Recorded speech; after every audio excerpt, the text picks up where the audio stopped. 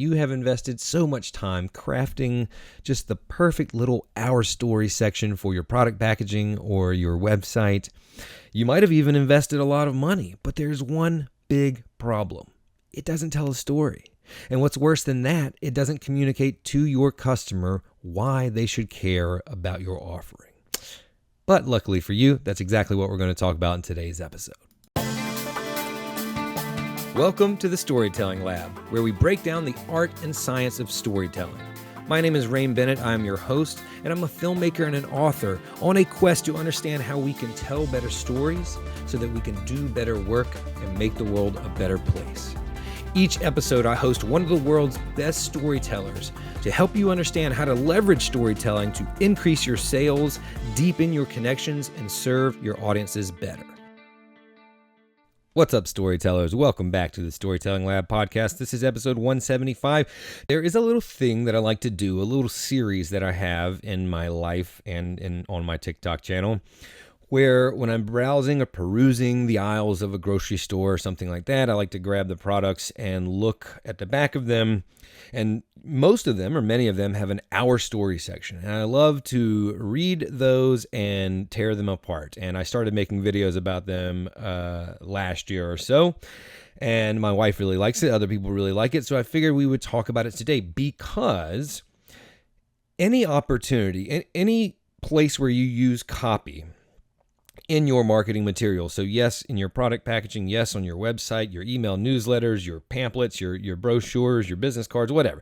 Anywhere you use copy to talk about your offering, your product or your service is an opportunity to tell a story, but not just for storytelling's sake. And this is the problem here. Most of them don't tell a story at all, but the bigger problem is this is an opportunity to tell a story or use storytelling structure to articulate, to convey to your customer or your potential customer why they should choose you, what you do or what you have or what you offer that aligns with what they desire. That's why it's so important. So you don't have to tell this big elaborate story. You just have to use the arc of story structure, problem, resolution, right? Problem, journey, resolution. So the biggest opportunity that you have here in your products and your websites and anywhere where you have this Our Story section is that there's three things that you should be communicating that most everyone isn't. Now we're going to take a look today at some not so good examples and some better examples. And hopefully you can take away from this how you can use that space, not just for fluff and not just for, words that don't really have any meaning, but to actually leverage that opportunity because it's valuable real estate, especially if it's on your small bottle of salad dressing. You don't have much space. You got to have the nutritional information, the ingredients, and etc. So let's make the most of it. There are three things you should be conveying in that Our Story section on your site or on your product packaging. One, what it is you do, but most specifically, what it is you do differently than your competitors. Two, how you do it. And most specifically, how you do it differently than your competitors. And three, and finally, why? Why you do it. If you understand and explain to them so they can understand why you do what you do, all the other parts will fall into place. The what and the how will fall into place. Like, we decided to do this because of that. You want to show the problem and you want to show how you and your company or your brand uniquely solves that problem. Okay, so let's get into it. Now, my favorite one to start with, and I've done a video on this was the first video that I did, is I was in Costco one day and I like beef jerky and meat sticks and things like that to get a little quick boost of protein throughout the day. So there was one called Bavarian Meats. I don't think they're any longer at Costco, unfortunately, but they were really good. But I flipped it over and they had this Our Story section that needed a lot of work. Now, first of all, I just want to say to any of the companies that we talk about today, I am not throwing shade. I would love to work with you and workshop these Our Story sections because most of these products are products that I am consuming. So I am a fan of the product and I would love to work with them. So no offense, but contact me if you want to work on these. So let's get into this one. Now, there is a Bavarian Meats, and there is a fire-breathing lion logo right beside it, and it says established 1961. Here we go. Our story. Our logo is a fire-breathing lion, So, if you're a fan of dull corporate copy, this might not be the read for you. But if you appreciate deliciously smoked meats, uncompromising standards, and a get-it-done attitude, then this is your brand. You see, as sisters, we didn't just inherit our grandfather's legendary recipes and smoking techniques, we also adopted his passion for excellence and commitment to quality, which is why, if you are looking for meats so flavorful they'll be the talk of the table, don't settle for the ordinary, look for the lion. Oh boy, oh boy. So our logo is a fire-breathing lion. Now, there's got to be a story behind that, right? Because lions don't breathe fire, right? Dragons do. So why? We never find out. That's an open loop that you never close. But you do say, so if you're a fan of dull corporate copy, this might not be the read for you. Listen, first of all, the rule is show, don't tell, right? So don't tell me that you're not a dull corporate brand or this isn't going to be dull corporate copy. But what's worse than that is you stake that claim, you say it, and then you proceed to write the dullest and most corporate copy ever, which makes it way worse, right? You don't have to tell us that you're a cool company, show us, but you have done the exact opposite by doing this, because then you go on to say, if you appreciate deliciously smoked meats, uncompromising standards, and a get-it-done attitude, then this is your brand. I'm going to fast forward to the penultimate line also, which, a few lines back from the end. We adopted his passion for excellence and commitment to quality. I want to look at all those little superlatives you said. Commitment to quality, passion for excellence, uncompromising standards, get-it-done attitude. All of these mean nothing. If any other company selling delicious wiener treats can say the same thing, then it doesn't work. If it's not tied to your brand and your values or your process, it doesn't make sense. Anybody can say you have a get-it-done attitude. That means nothing. And also, who doesn't? I mean, I hope that you have a get-it-done attitude. I hope that you have uncompromising standards and a passion for excellence and commitment to quality. What would it be like? I mean, what's the alternative? You think a company's going to be like, we kind of phone it in. We don't really care about quality that much. What? No. So everybody says this on your site, and I bet you listening, half of you, if not more, do the same thing. We appreciate and prioritize high quality. Well, I sure as heck hope you do. Who the heck wouldn't? Right? It makes no sense. Uncompromising standards. Who is going to say, we're willing to compromise our standards? It makes no sense. Don't do that. Don't tell people that. Tell them what you do differently and what your actual core values are, okay? Now, here's an opportunity that we miss. You see, as sisters, okay, now we know who built this, two sisters. There might be a story there. We didn't just inherit our grandfather's legendary recipes and smoking techniques. We also adopted his passion for excellence, et cetera, et cetera. You talk about his legendary recipes and smoking techniques. What are they? Now, if you don't want to give away the secret sauce, okay, I can understand that, but give me something about what you do differently. Do you use an all wood smoker and know everyone else has moved on to whatever's the, newest, coolest thing? What's the problem with the traditional methods and how do you do it differently? Nothing you say here explains to me why your meats will be so flavorful they'll be the talk of the town. You don't even talk about how you make them flavorful or whatever your process is. You just allude to things and then you just tell us to look for the lion, which you never come back to. So this tells me nothing. It gives me no background. It gives me no understanding of why they're better than the next meat stick.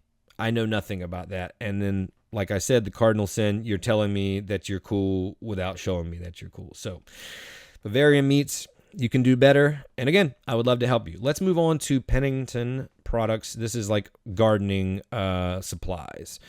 In 1945, we planted our roots to help you create the lawns and gardens of your dreams. You see, we don't just see yards as curb appeal, but rather a little slice of earth to call your own. A living, breathing ecosystem where you can plant your roots and nurture them from the soil up. Okay, well, let me just continue, but enough with the metaphors. We get it.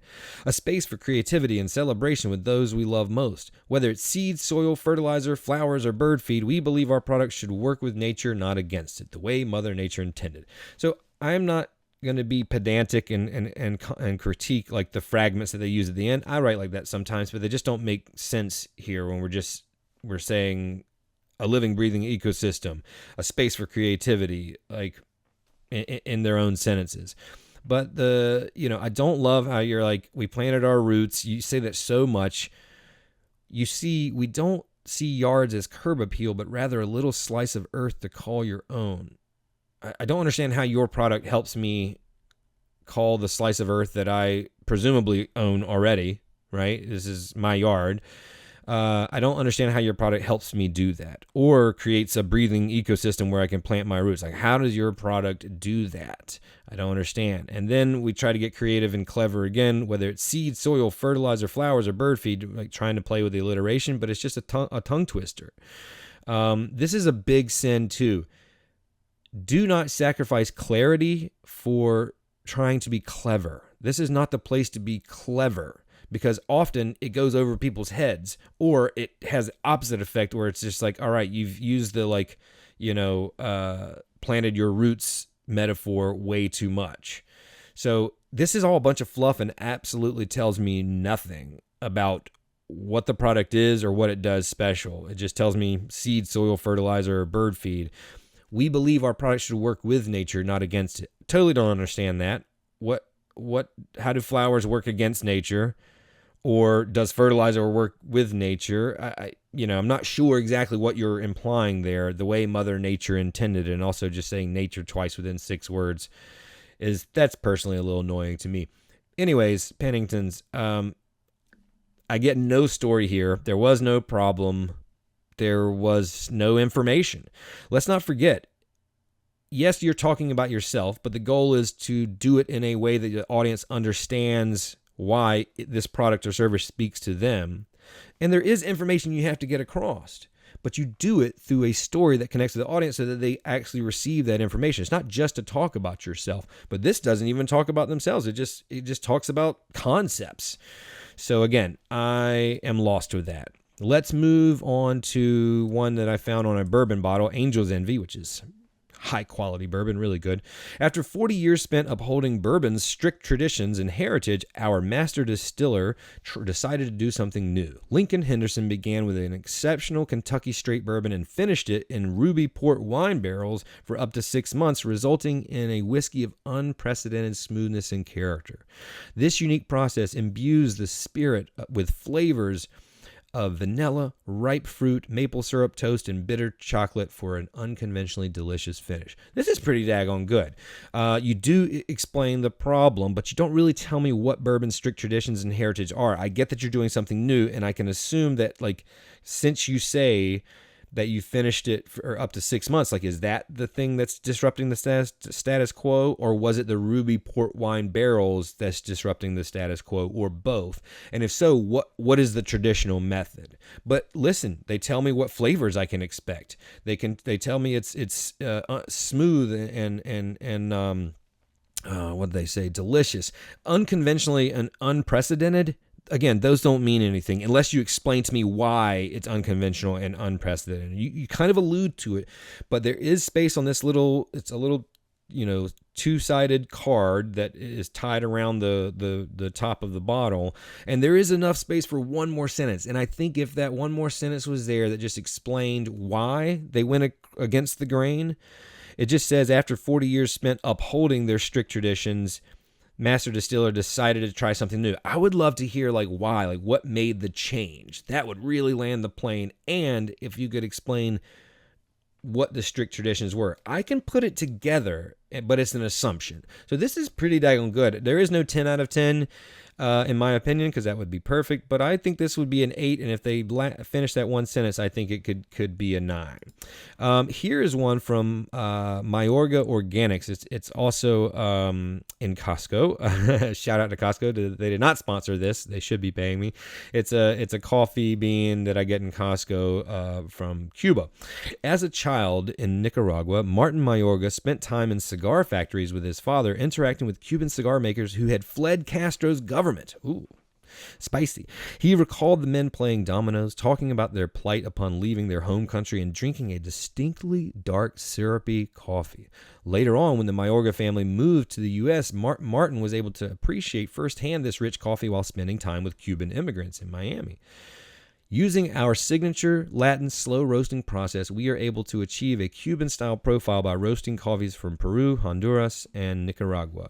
giving it a distinctly bold, sweet flavor that has surprisingly smooth finish, making this Cuban-style roast a Mayorga favorite. Now, that sounds a lot like the Angel's Envy bourbon, right? Slow roasting, sweet flavor, smooth finish. So let's make sure that we're not using all of these adjectives and descriptive terms vaguely, and it's not really applying to anything, because again, is someone going to say this is not a smooth finish? I don't know, maybe.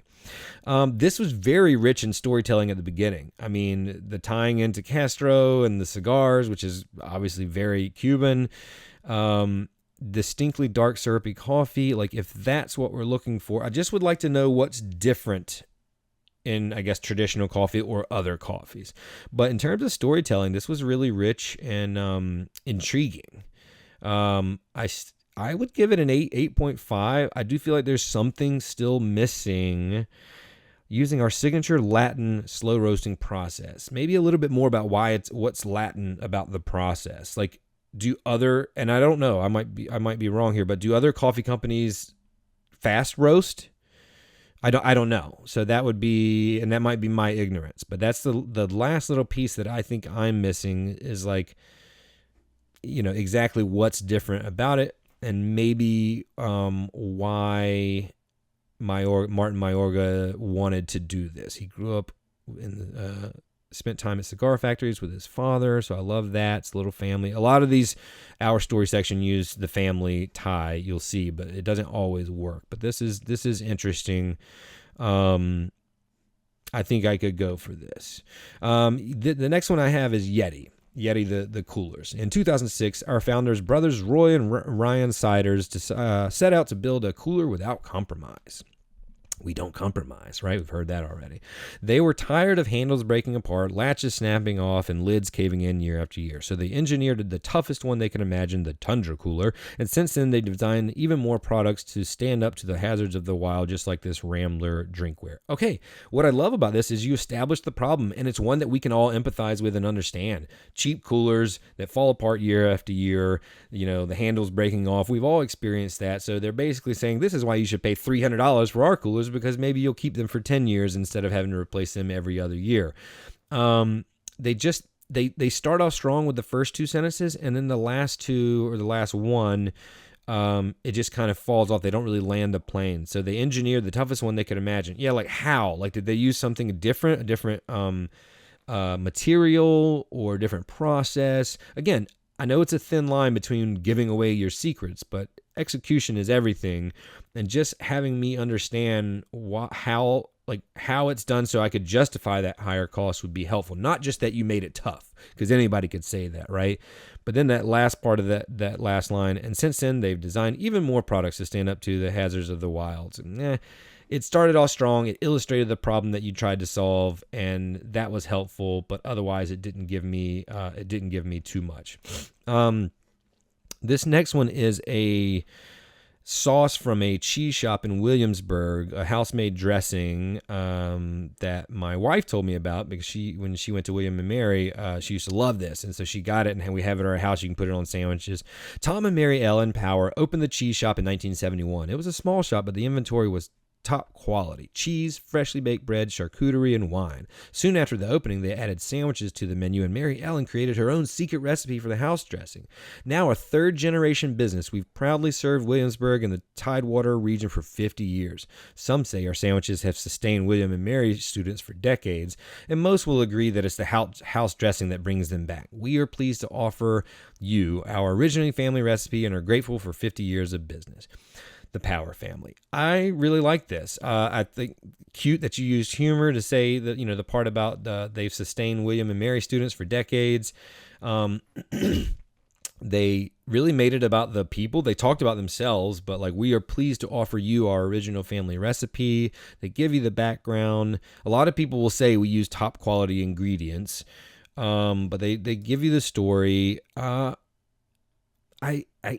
there's no 10 out of 10s.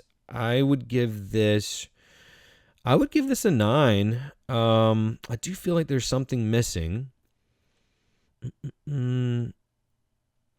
Mary Ellen created her secret recipe for house dressing.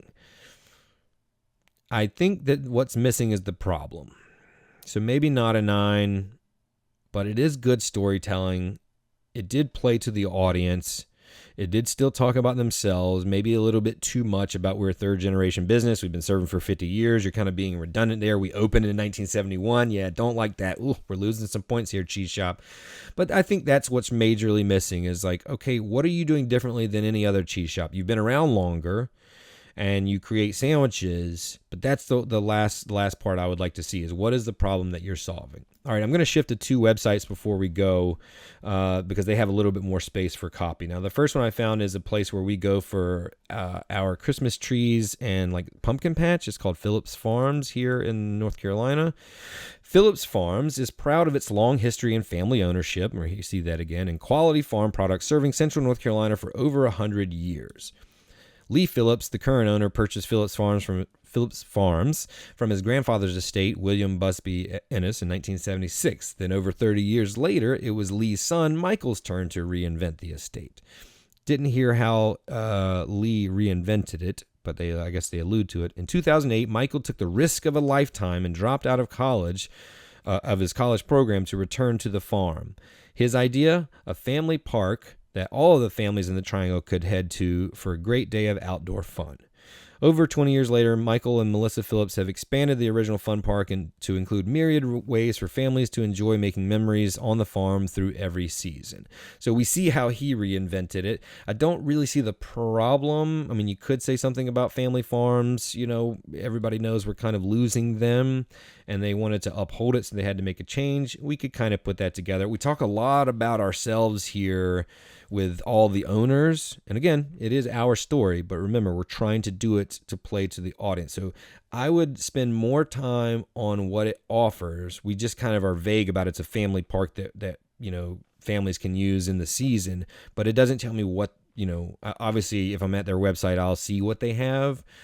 So I think just a little bit more about what you offer that other farms don't, the problem that you are overcoming, a little bit more of that storytelling arc, and less just about the actual facts and dates in each person's name. Again, respect to your family. 100 years is an amazing thing to do.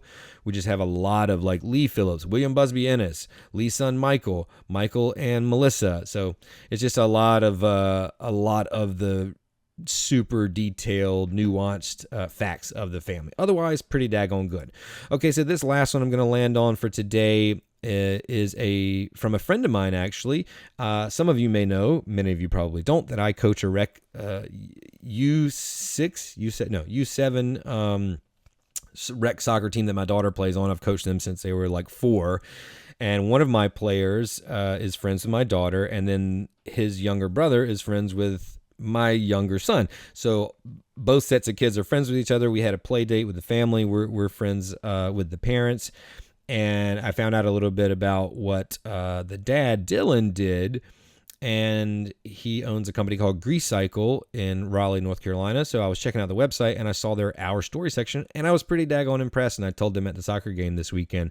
So I'll read it to you really quickly. In 2008, founder and president Dylan Gherkin graduated from the University of Virginia with a degree in economics, and he quickly noticed that most of his peers were pursuing careers in 3 categories: finance, medicine, or law.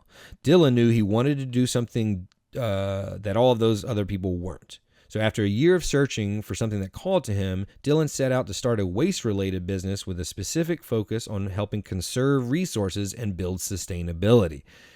I love it. We've shown his why. He wanted to do something different, and we've showed what he values and what the company values by saying, a waste-related business specifically focusing on conserving resources and building sustainability. So you've already kind of staked your claim about what your core values are. That's great, and you've already illustrated a problem.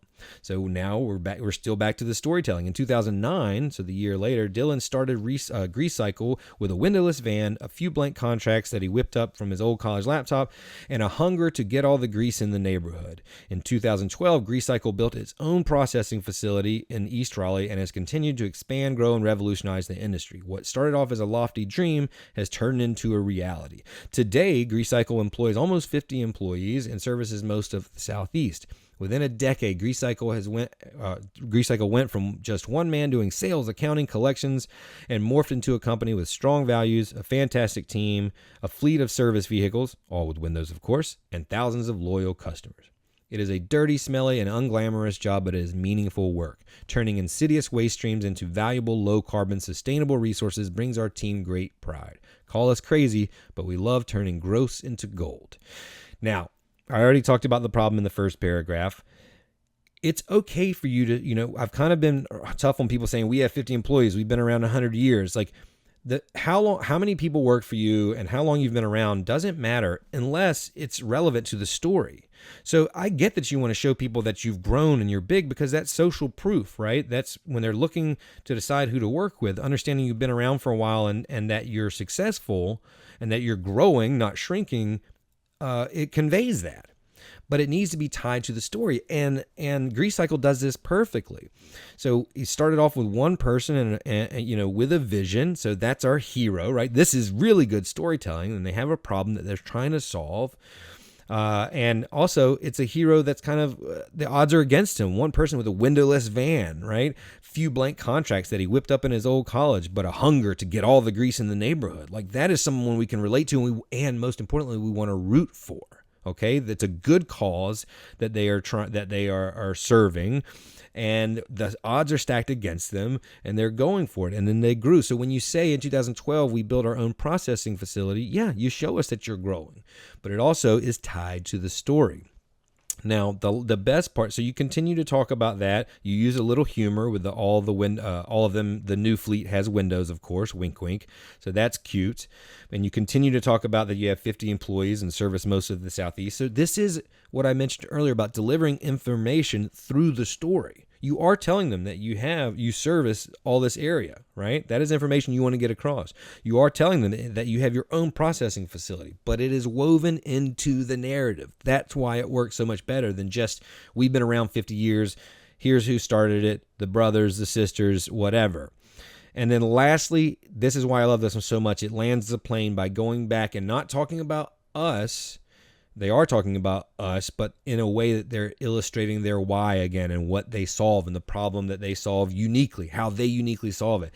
It is a dirty, smelly, and unglamorous job, but it is meaningful work. That is a core value claim staked right there, right? This is what we do and why we do it. Yeah, it's not pretty, but it means a lot. We care about it. This is why it works so well. And then they explain what they do one more time. Turning insidious waste streams into valuable, low-carbon, sustainable resources brings our team great pride. Call us crazy, but we love turning gross into gold. This is how it works. Now, yes, there's more space on a website, obviously, than product packaging, but you could reduce a lot of that growth period in the middle. That's Act 2 of any story, which is the longest. You could reduce a lot of that and still convey the same things, your core values, what you do differently, and how you do it in a shorter amount of copy space like product packaging. So listen, here's the point. What you do and what you do differently, how you do it and how you do it differently, and why you do it. Any opportunity, I want to reiterate this one more time before we go. Any place of copy is an opportunity to illustrate and convey those three things to your customer, audience, community, or your potential customer, audience, and community. So don't waste that valuable real estate, especially in something like your product or on something like your product packaging where you don't have a lot. Think about that, right? It is about you, but it's always about you through the lens of your audience. So think about that as you're crafting the Our Story section, and email me if you have questions about yours. If you're revamping or rebranding your site or your packaging, let me know. And otherwise, I will see you next time on the Storytelling Lab. Peace and love, everybody. My name is Rain Bennett. Thanks for listening. If you enjoyed that episode, do us a favor and subscribe to the podcast. If you're already a subscriber and you're enjoying the show, give us a review and let us know the value that you've gotten from it. We love to hear from our listeners and learn about the benefits that they're getting from the show. That's what fuels us, and that's what fuels the show. And if you've already subscribed and you've already reviewed it and you think there's someone else that would benefit from listening to this show, please share it with them. The more we grow, the more we can help you grow, and that's what we're here to do. Join us next time on the Storytelling Lab. This podcast is a 6 Second Stories production. 6 Second Stories is a story coaching and consulting company that builds online education, in-person and virtual training, and digital products that help businesses master storytelling to find their ideal customers and market to them effectively. You can learn more at 6secondstories.com and purchase the book 6 Second Stories at Amazon, barnesandnoble.com, or rainbennett.com/6secondstories.